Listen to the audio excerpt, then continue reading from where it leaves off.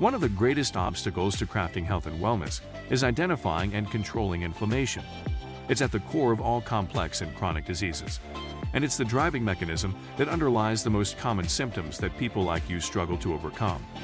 Join us as we explore cutting-edge science and research to give you the information and tools you need to create the quality of life you want and deserve. And now, here is the host of Inflammation Nation, Dr. Stephen Noseworthy. Hey guys, welcome back to the Inflammation Nation podcast. I'm Dr. Steve Noseworthy. We've been talking about the frustration matrix, the different reasons why people get frustrated with their medical doctors. This is part 3, and this is the final part of the frustration matrix, and that is the idea that disease is really wellness lost. And you can look at the word disease and you can pronounce it 2 different ways. You can pronounce it the way we all do, which is disease, and that represents some kind of pathological process. Or you can hyphenate it and say that it's dis-ease, or a state of not being in ease. And it's kind of an interesting wordplay, but it brings up this concept of dis-ease is not necessarily disease, but it's that uncomfortable state in between being healthy and optimally well and actually having disease. So you have dis-ease, but you don't have a disease, if that makes sense to you. We're going to talk about this and ideas related to what's called entropy, which is just the natural decline of all systems, and how when you look at whether it's physiological systems, mechanical systems, electronic systems, basically you have to put inputs into them. You have to maintain them for them to maintain a certain level of functionality. And the human frame is exactly that way. You can't just let your body go on its own. You have to feed it. You have to take care of it. You have to exercise it. You have to hydrate it. In other words, it needs input to maintain some degree of functionality. So start with this idea and ask the question, what is wellness? I've talked about this before in other episodes, where wellness is not just simply the absence of disease. You can be unwell, but you can have dis-ease without having disease, right? So wellness is the presence of vitality. It's the presence of physiological balance, what we sometimes call homeostasis. It's kind of an overused word, but that's the technical term for it. And it's all about having a satisfying quality of life. It means that when you're well and you don't have dis-ease or disease, you have protection from metabolic insults. You have a buffer, so to speak, so that you can take some kind of a hit and still have metabolic control. And it means that you have resilience, that if something does wear you down, that you have the capacity to bounce back pretty quickly without having any long-term effects. Now, you might remember an episode or 2 ago when we talked about the medical community and how they're trained to think in very black and white terms of either you have a disease or you don't. One of the major differences between allopathic thinking or conventional medical thinking and functional medicine thinking is that we see health and wellness as a continuum, and it's not a binary system where you only have these 2 options. You're either healthy or you're not, right? You can lose a little bit of wellness and have a little bit of dis-ease, or you can lose a lot of wellness and have a lot of dis-ease. And you can slide up and down this wellness continuum at different times of your life, and as a result of the choices that you make, plus all of the unexpected things that happen to you along the way. And I've used this little play on words where, again, we can rephrase disease to mean dis-ease. Again, the state of dysfunction that lies between how your body was designed to operate and when things really break down with these disease processes that are so very common, especially as we age over time. Now, I think it's important to point out that not all states of disease are created equal. For example, Hashimoto's hypothyroidism or insulin resistance or prediabetes are not the same as, say, malignant cancers that have very low survival rates over 2 or 5 years, right? You can live a perfectly healthy life with a high quality of living, having Hashimoto's hypothyroidism, for example. You can live a perfectly happy and fulfilling quality of life if you have a predisposition to insulin resistance, for example. but there are some things that when you get them, it spells disaster, right? But they're all diseases. So even the disease category, if you will, has its own continuum. It has its own scale. Some diseases are not nearly as bad or as frightening as others, and many diseases are completely reversible. For example, prediabetes. And we can break it down even further and to say, for example, not all cancers are the same. Some cancers have very high survival rates. For example, thyroid cancer is one of those.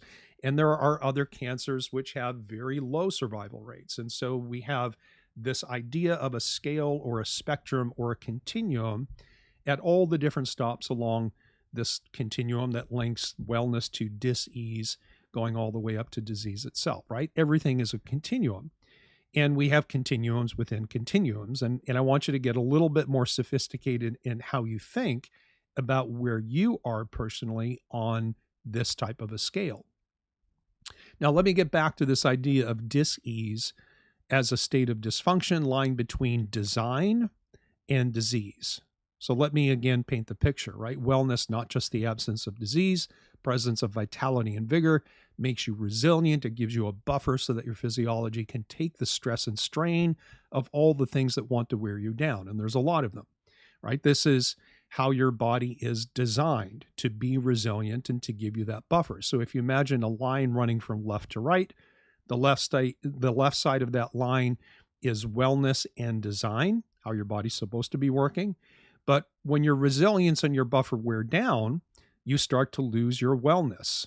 And this brings you into this state of dysfunction, or to say it another way, a state of dis-ease, which again is not the same as disease, right? Dysfunction and dis-ease bring symptoms that, of course, range from mild to severe, from temporary to chronic to recurrent and intermittent. And the more symptoms you have, the more intense and frequent they are, determines how all of these different states along the continuum affect your story, right? Remember that ultimately, while your symptoms are important, it's important to understand your story. That is, the specific ways that your symptoms are detracting from your quality of life and changing who you are, what you can do, how you serve in the many different roles and capacities of your life. Your story is the difference between who you are and who you want to be or who you used to be. Now, if you can recognize the earliest signs of starting to lose your wellness and make the right corrections, then you can regain your wellness and you can stabilize. But many of the things that disturb your metabolic balance and control, what again science calls homeostasis, many of these things are insidious. They creep up on you. They chip away at your wellness so slowly that you don't notice the subtle changes that are happening until one day you wake up and enough has changed that you go like, wait a second, what's going on? What happened? Now, that doesn't mean that you can't have some very abrupt changes to your wellness. That certainly happens as well. Those are easy to spot just going through your history.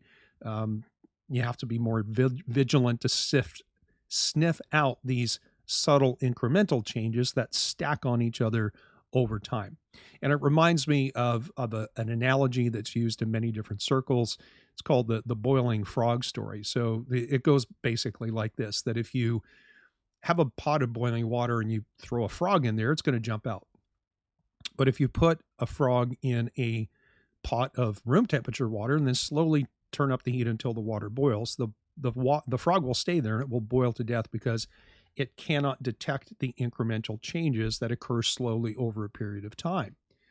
Right? So what ends up happening with most of the challenges to health and wellness, you end up in a place where a lot has changed over time, incrementally, subtly, and insidiously, and you're confused as to when, how, and why things went wrong. And along the ideas of the paradigm mismatch, right? When you present to the medical community in a state of dysfunction and dis-ease, because you've lost your wellness somewhere along the way, and there's no disease to diagnose and to manage, this is where the expertise of the medical community fails, right? Most medical doctors don't know what to do with dis-ease because they're only trained in disease. There's an incompatibility there. They're not typically trained to figure out where you lost your wellness. They're trained to find the disease that you acquired and figure out which drugs or surgery should be used to manage that. And it's really that simple. Obviously, I'm I'm making exceptions or not talking about the exceptions where medical doctors start to deviate from conventional medical training and get into things like integrative medicine or in some cases functional medicine, right? So hopefully you can see why this is a potential area for friction that can lead to some degree of frustration. But this is where functional medicine and the concepts of autonomous health start to shine, right? I always love it when a new client has a complex case and has seen half a dozen medical doctors of different types and specialties because they've been poked and prodded and scoped and tested up the wazoo, no pun intended, right? Because in those cases, I can be certain that their problem is not a disease, but a state of dis-ease and dysfunction. And what's required of me as a clinician is not simply to do what others have done and think that I can do it better, but to see the problem with fresh eyes, to see things from a different perspective, to ask questions that no one else has thought to ask, and to look in places where others have not, and perhaps to connect the dots in a way that others might not even think about.